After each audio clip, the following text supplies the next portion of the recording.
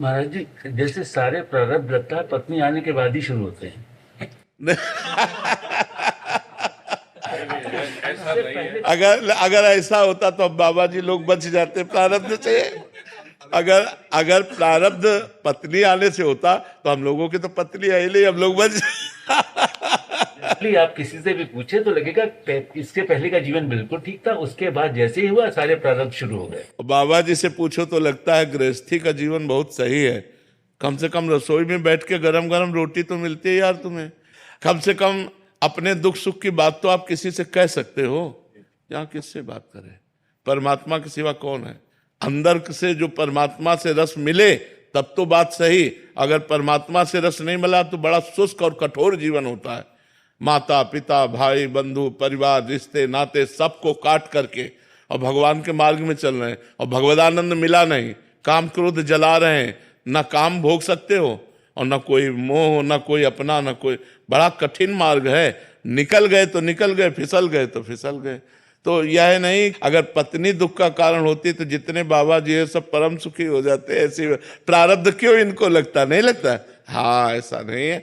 और कभी कभी आप जैसे अनुभव कर रहे हैं तो उसके प्रतिकूल भी अनुभव है कि किसी किसी के जीवन में पत्नी का आना उसके जीवन का मंगल विधान बन जाता है, उसके जीवन को संवार देती है। नहीं संवार देती। अपना प्रारब्ध है, पत्नी का थोड़ी है अपना प्रारब्ध। आप अच्छे कर्म करो जिससे कर्म अच्छे करो।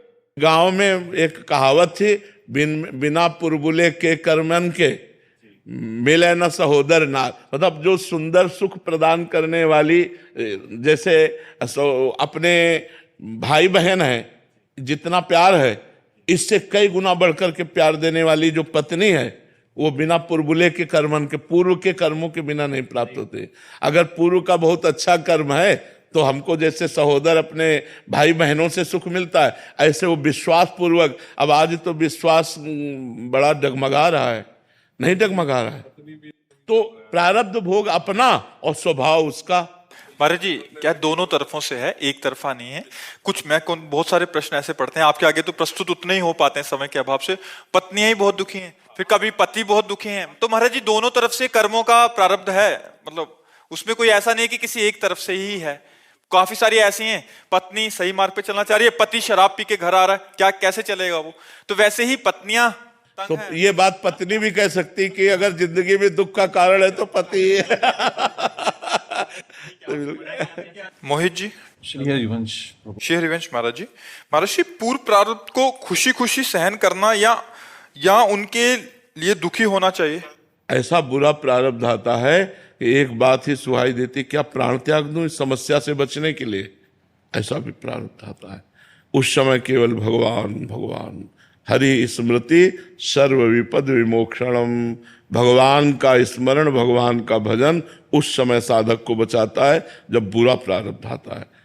अब ऐसे ऐसे प्रारब्ध, जैसे गृहस्थी में अब एक लड़का है, पढ़ लिख करके वो अच्छी डिग्री में पहुंचा और मर गया। अब सारी संपत्ति सब कुछ सब सूना, पूरा परिवार सूना, संसार सूना और भगवान पर भी अश्रद्धा। मतलब ऐसी ऐसी परिस्थितियां संसार में है कि उन परिस्थितियों से निकलने का उपाय केवल भगवान है, दूसरा नहीं।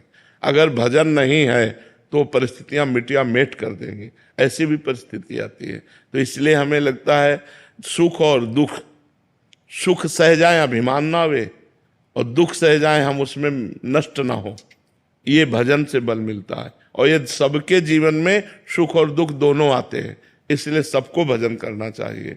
नाम जप भगवान का अवश्य करना चाहिए, भगवान की पूजा आराधना अवश्य करनी चाहिए, जिससे हमारा जीवन मंगलमय कट जाए। देखो, आनंद की बाढ़ आ रही थी अयोध्या में। कल सुबह राम राजा बनेंगे, राम जी जैसे सुंदर सर्वांग प्रभु राजा बनेंगे, चक्रवर्ती सम्राट पद पर बैठेंगे। और समय के बिगड़ गया। 14 वर्ष का वनवास, तापस वेश विशेष उदासी, 14 वर्ष राम वनवासी। लेकिन भगवान की मुस्कुराहट में तो कोई फर्क नहीं पड़ा, पर अयोध्या उजड़ गई।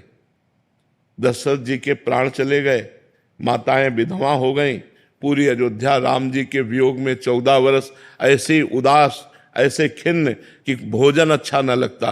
राम जी सबके प्राण थे, समस्त अयोध्यावासियों के। तो भगवान ने लीला करके दिखाई है कि जब भगवान के उपस्थिति में ऐसी ऐसी विपत्तियां आ गई तो हम लोग तो भगवान के रचे हुए मनुष्य हैं, हमारे जीवन में बराबर सुख कैसे रह सकता है। तो इसलिए भगवदानंद में हम दुख सह सकते हैं।